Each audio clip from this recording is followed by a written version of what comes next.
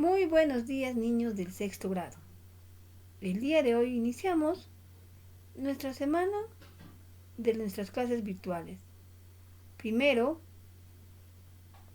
pediremos a Dios por todas aquellas personas que en estos momentos están sufriendo esta gran penosa enfermedad. Pidamos por ellos para que les dé fuerza de poder seguir adelante. Pidamos también por cada uno de nosotros para que nos cuide y nos protege de todas las cosas malas. No nos olvidemos nunca que Él es el único que puede salvarnos y protegernos de todo. Amén. El día de hoy, queridos niños, continuando con el área de religión, vamos a tratar una historia muy interesante, muy importante, que es la historia de la salvación. Para nuestra historia de salvación hubo muchos sucesos, acontecimientos buenos y malos, donde Dios nos manifestó siempre su amor. Porque como seres humanos muchas veces no pudimos cumplir lo que Él nos pedía. Pero siempre, en todas las ocasiones, Dios siempre se apiadaba de nosotros y nos volvía a acoger entre sus brazos. Entonces, el día de hoy hablaremos de la historia de la salvación. Para hablar de la historia de la salvación, veremos que esta historia de la salvación se divide en dos etapas. Una antigua alianza y una nueva alianza. En la antigua alianza se da entre Dios y el pueblo de Israel. Entre Dios y el pueblo de Israel. Por medio, por ejemplo, la primera alianza es por medio de Moisés. La nueva alianza se da entre Dios y toda la humanidad. ¿Quién surge de intermediario en la nueva alianza? Jesús. Jesús surge de intermediario. Es así entonces que se dan estas alianzas para establecer nuestra historia de salvación. Cuando hablamos de la antigua alianza, hablaremos, ya les decía, de Moisés. Pero todo se da inicio después de que Dios crea ya el mundo, crea a los primeros seres humanos y se origina el primer pecado, que es de Adán y de Eva. Luego, el primer crimen. ¿Se recuerdan cuál es el primer crimen? ¿Ah? ¿Cuál es el primer crimen? ¿Saben? En que Caín mata a Abel, Caín y Abel. ¿Ven? Desde ahí ya empiezan a surgir una serie de acontecimientos, los cuales están detallados específicamente o coordinadamente en la Biblia. Entonces hablaremos de la historia de la salvación. La historia de la salvación tiene varias etapas. La primera etapa es de los patriarcas. Luego sigue el éxodo, los jueces, la monarquía, los destierros, el judaísmo y por último la llegada de Jesús. La llegada de Jesús. Con la llegada de Jesús ya se establece la iglesia. Entonces, como les decía, vamos a hablar etapa por etapa, para lo cual por favor les pido me presten mucha atención. Entonces, ya les decía, surge el primer crimen entre Caín y Abel. Luego de ese acontecimiento se da origen a los patriarcas. Etapa de los patriarcas, ¿ven? Uno de los primeros patriarcas fue Abraham. Abraham, que fue padre de Isaac, y este fue padre de Jacob, y quien al final fue padre de José. Ustedes saben que Jacob tuvo 12 hijos, ¿no es cierto? 12 hijos. Y dice que al que más amaba era a José. Y ustedes conocen la historia de José. Y si no la conocen, no se preocupen, que el día de hoy la vamos a volver a repetir. Entonces hablemos de los patriarcas. En los patriarcas, el que representa es Abraham. Si nos recordamos, cuando leíamos la historia de Abraham, dice Abraham que era un hombre era viejo, muy, muy viejo ya, que tenía 100 años, y su esposa Sara, que tenía 75 años, y no podían tener hijos.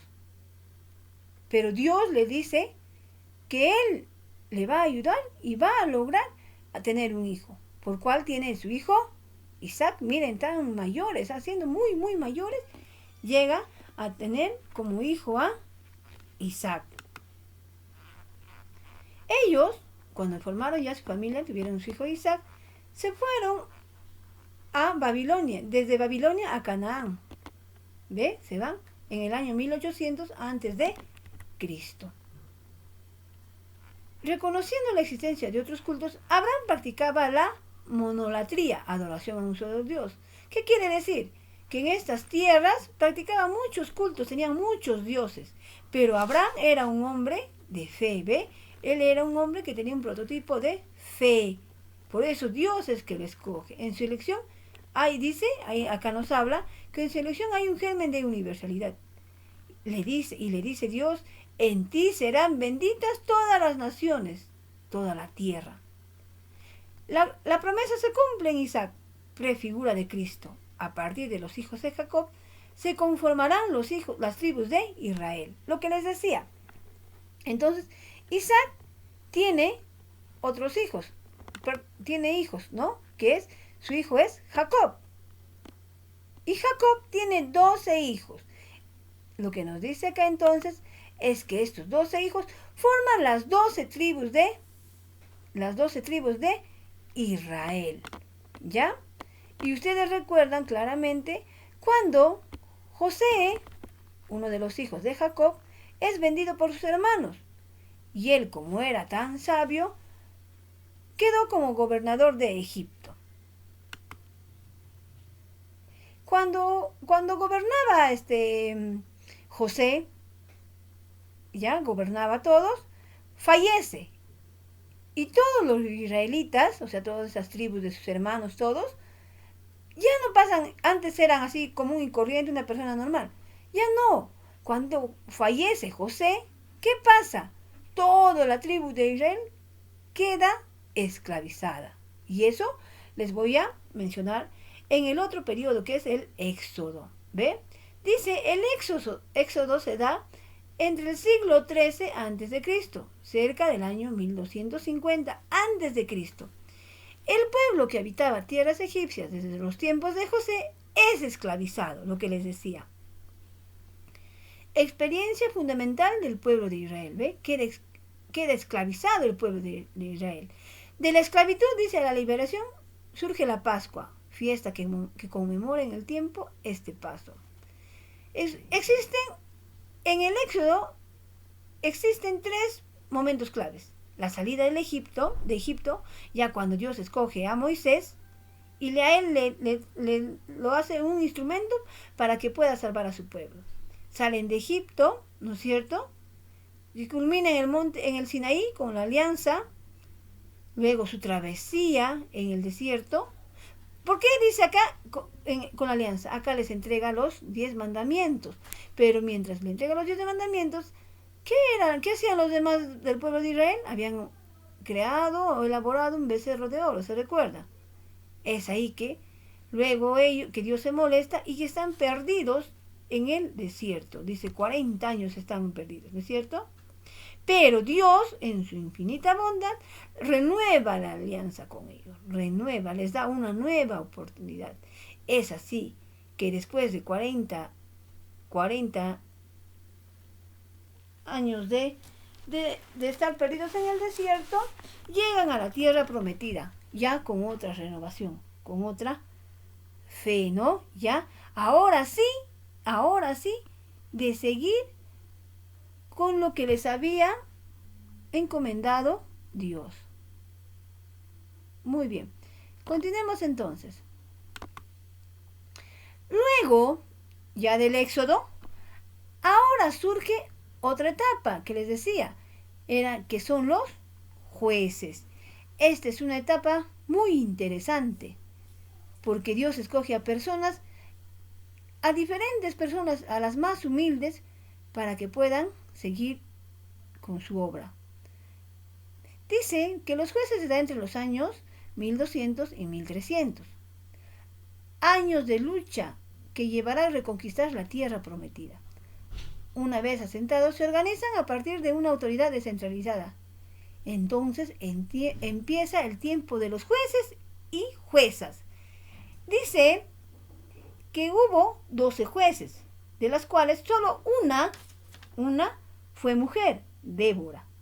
Por ejemplo, tenemos Otoniel, un juez Ehud, Samson, Tola, Jair, Jefet, Samuel, ¿ve? Ellos fueron jueces. Uno de los más conocidos jueces fue Sansón. ¿Cuál era su misión de ellos? Participar, dice, en asambleas populares. Dice, ellos debían compartir, en la economía debían compartir sin acumular riquezas para ellos. Y no debían olvidarse, ellos no debían olvidarse que los 10 mandamientos constituían el fundamento de respeto e igualdad entre los miembros de la comunidad. Se conoce a este tiempo como el de la sociedad igualitaria, que dura aproximadamente 200 años. Pero dicen que ellos, los jueces, en ese tiempo, ellos no practicaban tanto lo que nos decían los 10 mandamientos y se mezclaban con las ciudades vecinas y dice que habían caído en rendir culto al dios Baal, una divinidad de los de Canaán, ¿ve? Entonces Dios se molestaban con ellos y no lo adoraban a Dios. Pero Dios, yo como les decía, en su infinita bondad, siempre los perdonaba y les daba una nueva oportunidad. Dice que existieron 12 jueces, ya les había hablado, de los cuales 6 eran mayores. ¿Por qué? Si nos damos cuenta ahorita, hemos hablado al inicio, por ejemplo, de los patriarcas, luego el Éxodo está en la Biblia, y luego, ¿qué sigue de Éxodo? Los jueces, ¿ve? Los jueces. Y en los jueces, ya les decía que hay 12 jueces, los 6 mayores, porque tienen textos más grandes en la Biblia, y jueces menores, los otros 6 menores, porque es más corto el texto de su historia. Inclusive, existe un juez que solo tiene un versículo, y eso va a ser su tarea para que me investiguen qué juez tiene solamente un versículo en la Biblia. Entonces, es así que los jueces de generación en generación se olvidan de transmitir eso, de practicar que solamente hay un solo Dios, de que debemos cumplir, se olvidan. Y las nuevas generaciones peor, ya no tienen conocimiento y olvidan de todo eso. Muy bien, queridos niños, mientras nos damos un descanso de lo que ya hemos hablado, les pido que escuchen la siguiente canción y nos vemos dentro de un momento.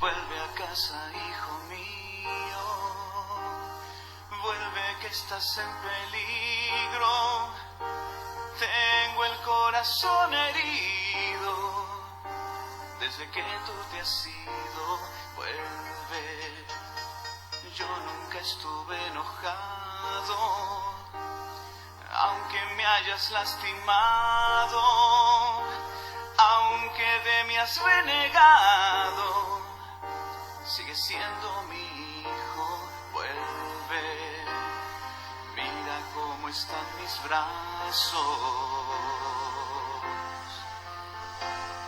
siguen aún extendidos hacia ti.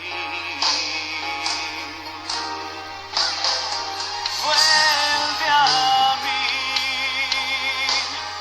con tus errores, con tus dudas sobre mí, con tu miedo por vivir.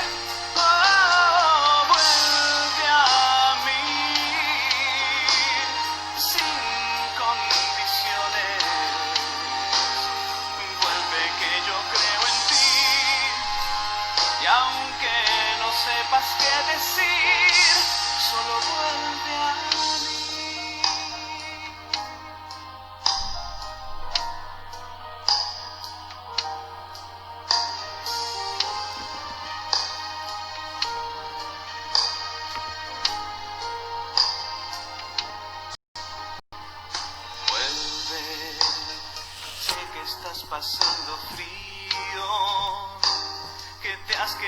quedado sin amigos,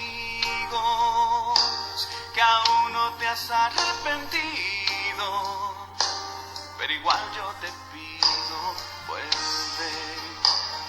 Soy tu padre y te amo, quiero que estés a mi lado, siempre te estaré esperando, vigilando el camino. Vuelve, vuelve y te daré un abrazo y ofreceré una fiesta para ti.